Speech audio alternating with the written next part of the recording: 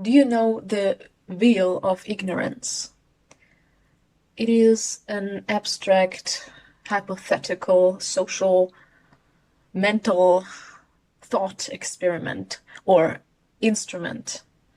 And it can explain why I don't want to have any close relationships with any non-vegan people and why I don't like them, apart from the obvious that they are unkind. And yeah, I take it personally that they are so unkind, even though I am not the victim of them. But the veil of ignorance is a thought experiment where people mentally, hypothetically get into the position of where all their where all the aspects that make them themselves, or things that are attached to them, like race, sexuality, identity, or if they have a disability or not, things like that, they get removed from everyone. So everyone is like a tabula rasa. And and then you can mentally reorganize society. But you don't know which person you will be in that society. So it serves the purpose to make you think about all the possibilities. So you could be born as a blind person, or as a gay person, or as a person with a specific ethnicity, and so on, or the other gender, or some other with some other gender identity, whatever it may be. And yeah, you could end up as anyone. And you can include factory animals in that thought experiment. So you could end up being born as a cow that's being raped and milked and used and enslaved for her lifetime. Or you could end up as a pig and have to go through their torturous life. And yeah, so the point is, I have just been lucky enough to be human.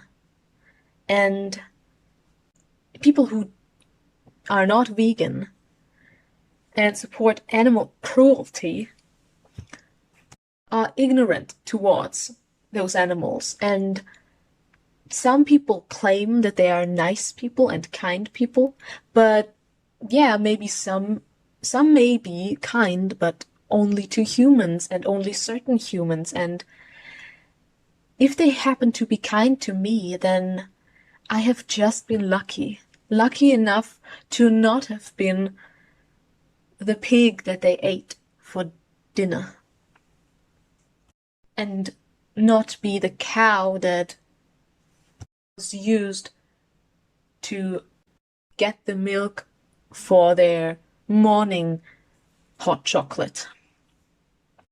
So then I look at those people and I see myself as a pig or a chicken or whatever, and I dislike them because in that physical state of being that species, they would just plainly disrespect me, torture me, support the torture of me, and so on. And that's just, yeah, very unkind. So I then dislike those people and don't really want them in my life. Sadly, there are many people who are unkind. So yeah, maybe that's a good reason for you to become vegan if you aren't already. Because you could have been that pig. And also, you could also feel as uncomfortable as I do amongst non-vegan people. And then take those feelings of discomfort, knowing that you were just lucky to not have been a cow, pig, or whatever.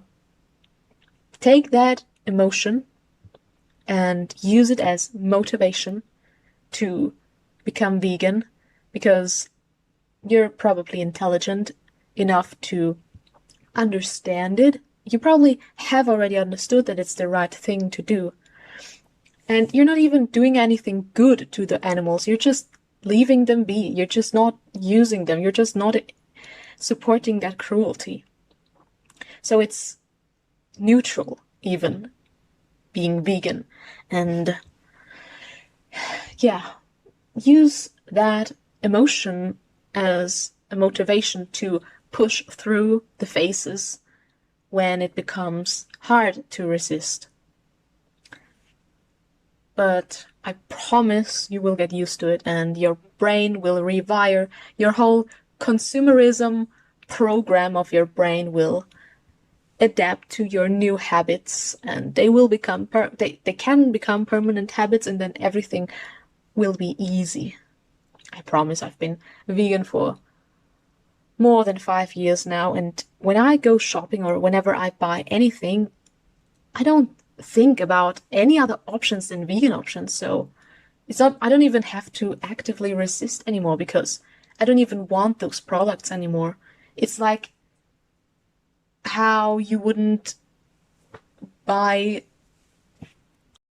things you didn't need in the first place. You don't think about them. You don't need them.